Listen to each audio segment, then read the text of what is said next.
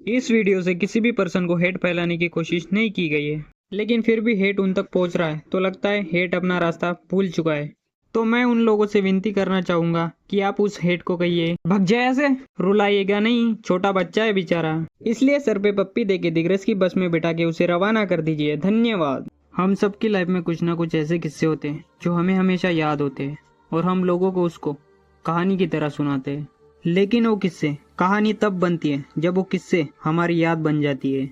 ऐसी ही कुछ थी मेरी भी कहानी, लेकिन ये कोई ऐसी वैसी कहानी नहीं है। जो जिंदगी मैंने अपने कॉलेज लाइफ में जी है, उस वक्त वो जिंदगी हर बंदे की ड्रीम लाइफ थी। मुझे पता है तुम्हें मेरी बातों से यकीन तो नहीं होगा, तो चलो इसलिए मैं तुम्हें अपनी कहानी बताता हूँ। ओए देवा, इंट्रो चला। I am Kira.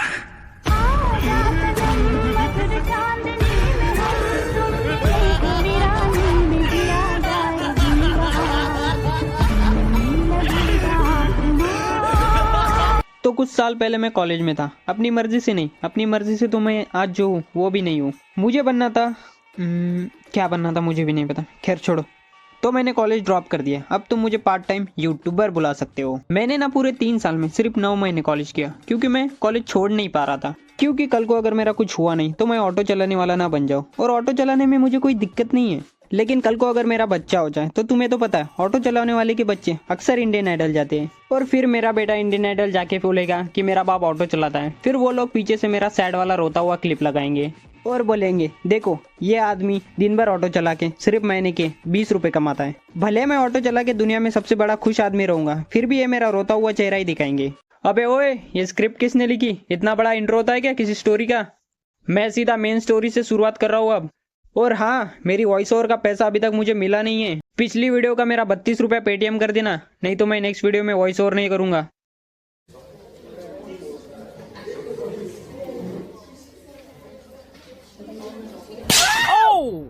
तो मैं हूँ देवा। मैं अपनी क्लास का ना रणबीर कपूर था, क्योंकि हर सेकंड हर नई लड़की पे मेरा दिल आ जाता था। क्योंकि कॉलेज लाइफ में ना मेरे पास कुछ अनोखी शक्तियाँ थी, जिससे बेरहन प्रकार की लड़कियां मुझसे आकर्षित होती थी। आसान शब्दों में कहूँ तो मेरे पास फ्लर्टिंग की बहुत सारी स्किल थी। उस शक्ति से मैंने बहुतांश महिलाओं से संपर्क साधने की कोशिश करी है। जैसे कि मेरी क्लास में एक अस्पिया नाम की सुंदर कन्या थी, जिसपे हर कोई लाइन मारता था, जैसे कि मैं और मेरी पूरी क्लास। ओह सॉरी, मैं तो सर को भूल ही गया। यस, सही सुना आपने। लाइन मारने की कंपटीशन में सर भी एक हिस्सा थे। उस सर के लेक्चर में मैं जब भी लेट जाता था तब उसने मुझे क्लास में कभी नहीं लिया। लेकिन जब भी वो लड़की लेट आती थी तब अचानक से सर का बिहेवियर चेंज हो जाता था। आओ महारानी साहिबा, ये आप ही का ही तो दरबार है। आपके बिना तो इस दरबार में सिर्फ खालीपन है। आपके आ जाने से ये दरबार प्रसन्न हो गया। फिर यही लोग जेंडर इक्वेलिटी का भाषण देते हैं। खैर छोड़ो। अस्पिया के साथ साथ मैंने कुछ और लड़कियों के साथ भी फ्लर्ट किया, जैसे कि प्रतीक्षा, गायत्री, प्रियंका, और कुछ ऐसे भी है जिनका मैं नाम नहीं बता सकता। अगर मैंने उनका नाम बता दिया तो उनका डिवोर्स हो जाएगा। यस, कुछ लड़कियां हैं ऐसी जो मैरिड होने के बाद भी डबल डेट कर रही है मुझसे। तो टेंशन मत लो, मैंने उसे ब्लॉक कर दिया है, क्योंकि वैसी लड़कियों को हम भाव नहीं देते।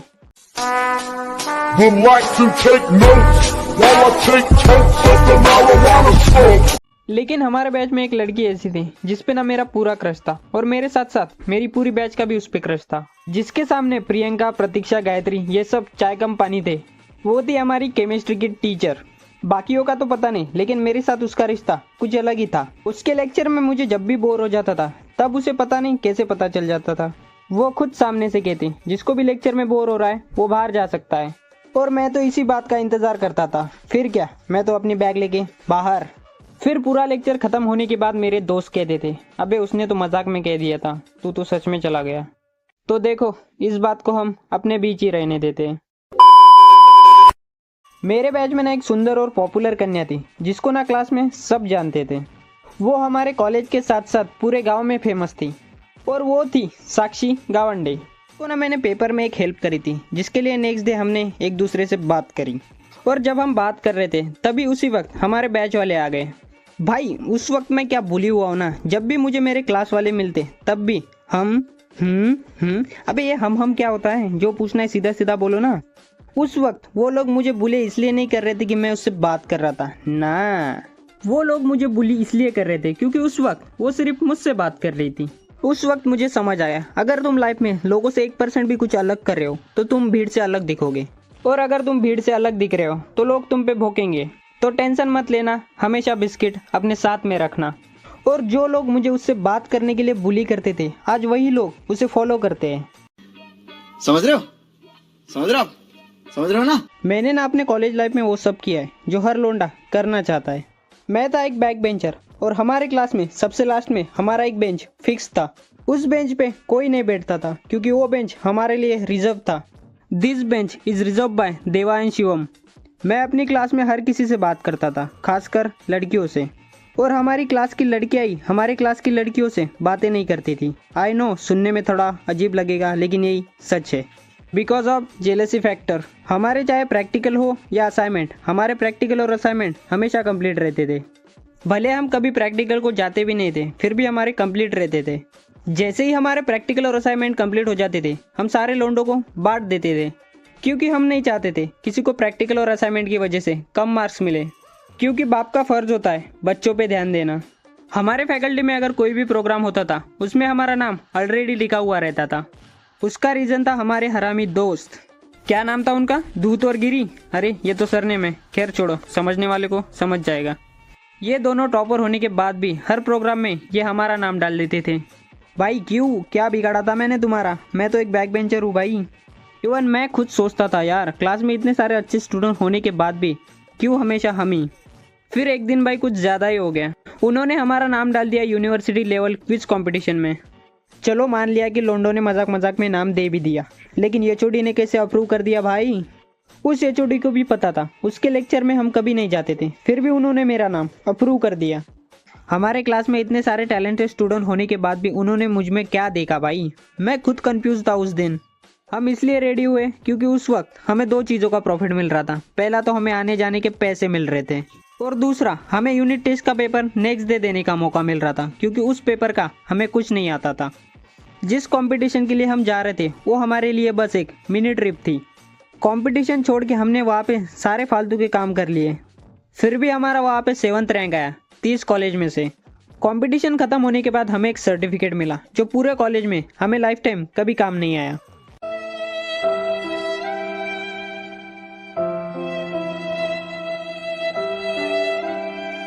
फिर कुछ दिन बीत गए और हमारे कॉलेज से एक कैंप था जो एनएसएस का कैंप था। उसके लिए हम चले गए, जहाँ ना नहाने की जगह थी ना ही हगने की। ऐसा लग रहा था हमें जंगल में छोड़ दिया है।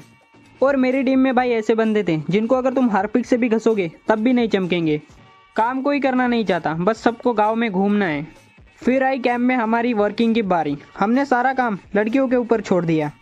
मानना पड़ेगा, उन्होंने सारा काम कर लिया और हम पीछे बैठ के उनको देख रहे थे। फिर हुई हमारे कैंप में एक अनाउंसमेंट जिसमें लिखा था सारे ग्रुप को मुजरा करने के लिए अपने अपने ग्रुप से नाम देने होंगे, और सारे ग्रुप ने मुजरा करने के लिए अपने नाम दे दिए सिवाय हमारे। और यही बात देखकर हमारी कैप्टन रोने लगी, क्योंकि उसको कैंप में फर्स्ट आना था और हमें कैंप में सिर्फ एंजॉयमेंट करनी थी, इसलिए हम कैंप को सीरियस नहीं ले रहे थे। लेकिन फिर उसका दुख दर्द पीड़ा मुझसे देखा नहीं जा रहा था, इसलिए मैंने भी सोचा मुजरा करके अपनी इज्जत का कचरा कर दूं, और इज्जत का कचरा करने के बाद मैं उसके साथ रोने में उसकी मदद करूंगा। तो मैंने भी अपनी सोई हुई आत्मा को बोला, चल आज कुछ छैया छैया करते हैं। तो मैं भी गया स्टेज पे और मैंने भी किया डांस। पता है कौन सा? जो शादियों में नाचते हैं ना दारू पी के, वैसा वाला। मुझे खुद को लगा कि मैं मरे हुए सांप की तरह वहाँ पे नाच के आया हूँ, लेकिन फिर भी मेरा डांस लोगों को अच्छा लगा। भाई मैं खुद कंफ्यूज था यार।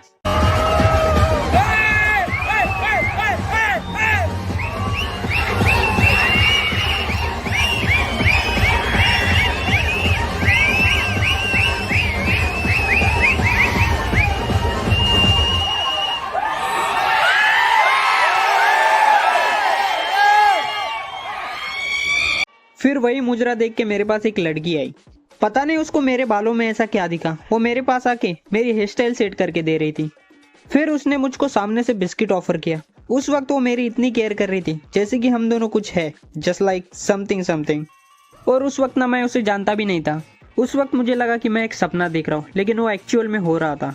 मौसम तो ऐसा लग रहा है दिल गार्डन गार्डन हो रहा है, बहुत मजा आ रहा है यहाँ पे। यहाँ लबे सीरी सा लग रहा है, दिल गार्डन गार्डन। फिर मैंने उसके बारे में अपने दोस्तों से पूछा, फिर मुझे पता चला कि वो थी हमारी जूनियर। और फिर कुछ इस तरह से हुआ हमारा कैंप खत्म। तो साला ये दुख का खत्म नहीं होता बे। फिर 1 महीने बाद फिर से हमारे कॉलेज में एक नोटिस आई कि कॉलेज में मुजरा करने का प्रोग्राम है। जो मुजरा हमने कैंप में 50 लोगों के सामने किया था, अब वही मुजरा हमें कॉलेज में 500 लोगों के सामने करना है। फिर लाइफ में कुछ मैजिक मोमेंट हुए। जो जूनियर मुझे कैंप में मिली थी, वही जूनियर मेरे दोस्त को मैसेज करके पूछती है, क्या देवा मेरे साथ कपल डांस करेगा? और यही बात सुन के मेरा दिल गार्डन गार्डन हो गया। देखो यार, लाइफ में सेकंड चांस कुछ नहीं होता, जो चांस मिला है उसे हाँ कर देना चाहिए। फिर हमारा कॉलेज का प्रोग्राम था। उस दिन ऐसा लग रहा था कि सारे पार्टिसिपेंट हमारे ही बैच के हैं, क्योंकि solo dance, couple dance, group dance, music, anchoring, ये सारे के सारे हमारे बैच वाले कर रहे थे। खैर जो भी कहो, प्रोग्राम में मज़ा बहुत आया।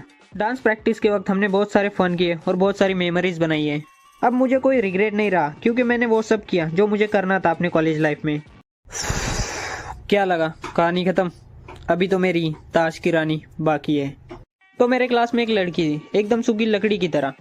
मैंने उससे कहा, तेरे घर वाले तुझे खाना नहीं देते क्या? वो मुझे कहती है, ये 0 साइज है। मैंने बोला, ये साइज नहीं, इसे कुपोषण कहते, और तू कुपोषण का शिकार है।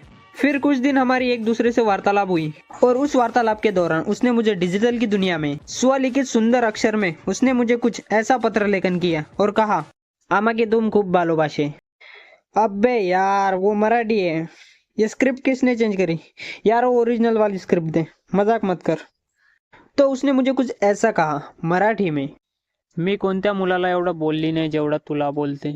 तू काही म्हणलं तरी मला राग येत नाही. बाकी अननोन नंबरवरूनही जर मला कोणाचा मेसेज आला तर मी ब्लॉक करते, काही विचारत पण नाही. बाकी कोणी बघितलं तर मला राग येते, पण तू डिफरंट आहे माझ्यासाठी. बस वाटते अजून खूप, पण सांगता येत नाही.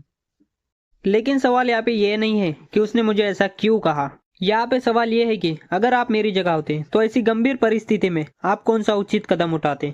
ऑप्शन ए, भावनाओं में बह के आप उसे प्रपोज कर देते। ऑप्शन बी, आप उसे तुरंत ब्लॉक कर देते।